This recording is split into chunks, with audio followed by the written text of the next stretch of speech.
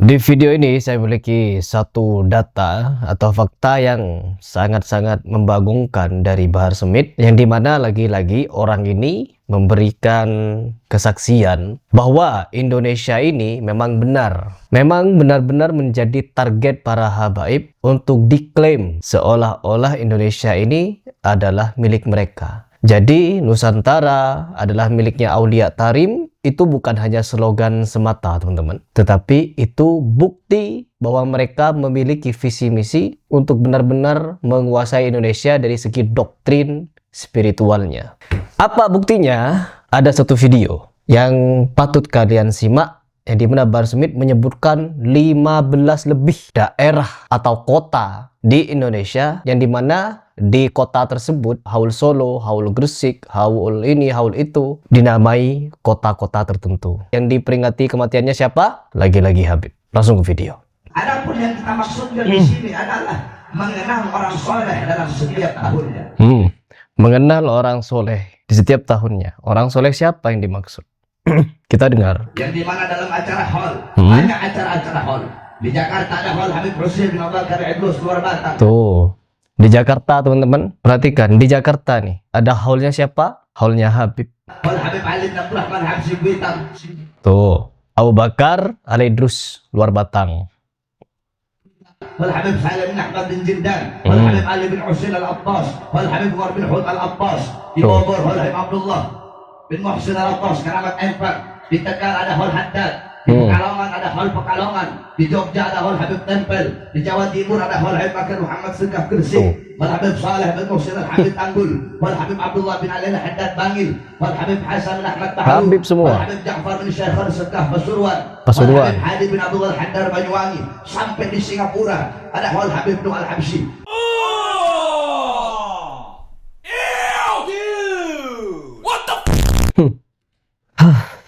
Ya Allah. Menyebutkan nama-nama kota di Indonesia dan disandingkan dengan para habaib. Sangat masif, teman-teman. Jadi doktrin para habaib di Indonesia ini sangat-sangat masif, yang dimana mereka ini semakin hari semakin hebat kiprahnya.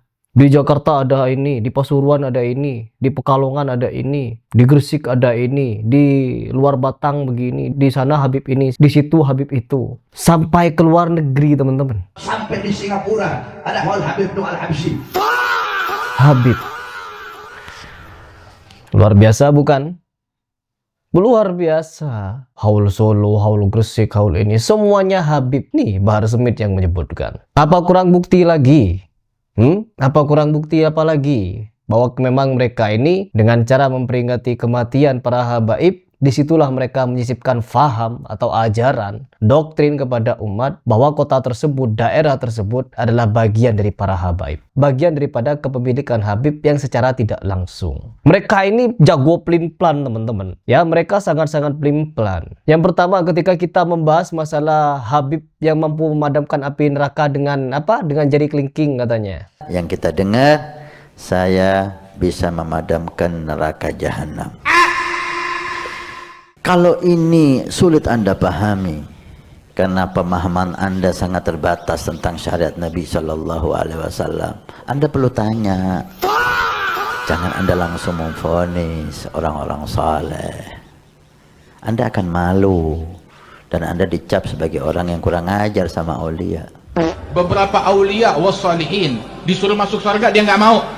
Dia hampirin neraka. Saya masih punya teman ada di dalam api neraka. Dia bilang, neraka, keluarkan teman-teman saya, orang-orang yang dekat sama saya. Kalau enggak, saya masuk, nggak tanggung kalau padam. Kalau aku tidak malu kepada Allah, kalau aku tidak malu kepada Allah Ta'ala, maka neraka jahanam itu akan aku matikan.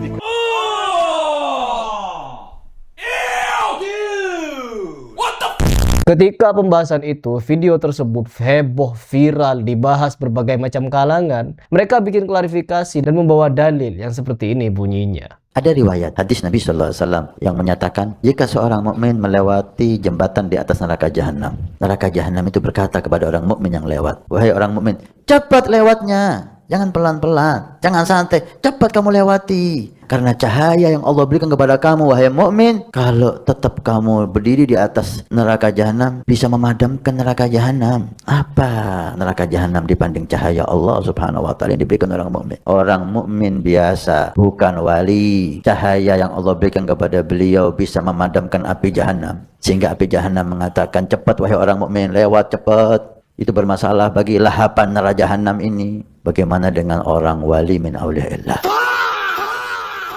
Dan mengenai hadis ini kita akan sematkan kalimat lengkapnya, yang dimana memang benar ada hadis yang menyatakan bahwa orang yang lewat di atas neraka cahayanya bisa memadamkan api neraka. Namun kata Ustadz Adi Hidayat, hadis itu bisa dinilai palsu apabila maknanya aneh dan nyeleneh. Maudhu' palsu. Ini banyak di bulan Rajab ini. Kalau maudhu' palsu, memang orang ini sengaja bikin hadis palsu. Orang yang bahagia dengan kedatangan bulan Ramadan, maka diharamkan bagi neraka untuk menyentuh kulitnya. Pernah dengar? Itu hadis palsu. Jadi hadis palsu itu ya, salah satunya kalau bertentangan dengan akal sehat, itu pasti palsu itu. Ya, nggak ada dalil yang menguatkan. Kalau kita bahagia saja, dibebaskan dari neraka, untuk apa puasa Ramadan? Bahagia aja. Alhamdulillah saya bahagia dengan kedatangan Ramadan. Nggak usah puasa. Itu sudah tidak disentuh oleh neraka. Nah, mentok-mentok hadis itu mungkin bisa dinyatakan lemah karena isinya yang juga aneh. Ini Ustadz Adi Hidayat yang menyatakan. Namun ketika ada Habib yang menyatakan seperti itu, apakah Adi Hidayat akan konsisten dengan ucapannya? Belum tentu. Nah, di sini teman-teman, hadis ini lemah. Yang dimana di sini saya punya catatan bahwa derajat hadis ini, para ulama ahli hadis memberikan penilaian bahwa derajat hadis ini lemah atau dhaif. Yang pertama, yaitu Imam Al-Baihaqi melemahkan hadis ini. Itu satu. Terus yang kedua, Imam Ibnu Al-Jauzi, yang dimana beliau memasukkan hadis ini ke dalam kitab Al-Ilal Al-Mutanahiyah. Yang dimana karena adanya perawi yang bernama Sulim bin Mansur, orang ini dinilai bermasalah oleh para ulama dari Baghdad. Itu yang kedua. Terus yang ketiga, yaitu Imam Asyuyuti dan Syekh Al-Albani yang mengkategorikan hadis ini sebagai hadis dhaif. Jadi kalau sudah banyak ulama yang melemahkan hadis ini, tentunya hadis seperti ini tidak perlu untuk dipakai lagi, tidak bisa dijadikan hujah untuk membela. Namun karena mereka ingin membela khurafat Habib, leluhur mereka, sesepuh mereka, jadi mau tidak mau, hadis lemah pun harus mereka pakai. Ini berkaitan dengan akidah, teman-teman.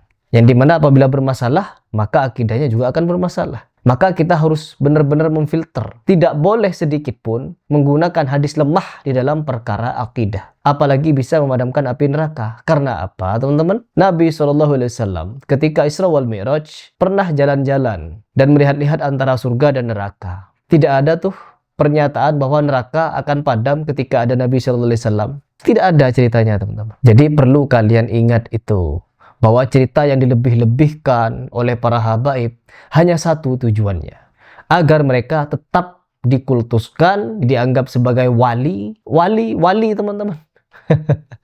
Wali kutub, tinggal pilih kutub utara atau kutub selatan. Kalau disebut wali Allah, saya nolak. Tapi kalau disebut wali kutub, silahkan tinggal pilih utara atau selatan. Begitu. Langit turunin hujan susu, anak Abdullah mau masuk adem. Jadi memang betul apa yang disampaikan oleh Habib yang menyatakan bahwa Indonesia adalah pintu tarim, milik Aulia Tarim. Ya benar. Secara berlahan mereka ingin menguasai faham yang ada di Indonesia, harus ikut dengan faham mereka. Tidak ikut faham mereka, sesat kafir. Musibah di atas musibah. Bahar. Mau sampai kapan Indonesia ini mau terbodoh-bodohi dengan cerita dongeng ngibul para habaib? Mau sampai kapan? Hah? Mau sampai kapan? Jadi semoga rakyat Indonesia semakin cerdas ya, dan semakin terhindar dari doktrin para habaib, dan bagikan video ini. Saya sekarang mulai meminta kepada kalian untuk membagikan video ini. Agar apa? Agar banyak orang melihat kekonyolan para habaib, dan melihat berbagai macam kebohongan, penipuan dari oknum-oknum habaib yang sering saya bahas. Dan ketahuilah teman-teman, meskipun saya menyebutkan oknum, ketahuilah oknumnya ratusan, bahkan ribuan kalau perlu. Banyak pokoknya. Jadi semoga kita bisa bersama-sama sebenarnya. Kita harus bersama-sama untuk menyadarkan umat dari doktrin takhayul, bid'ah dan khurafat yang dibuat-buat oleh para habaib di Indonesia terkhusus.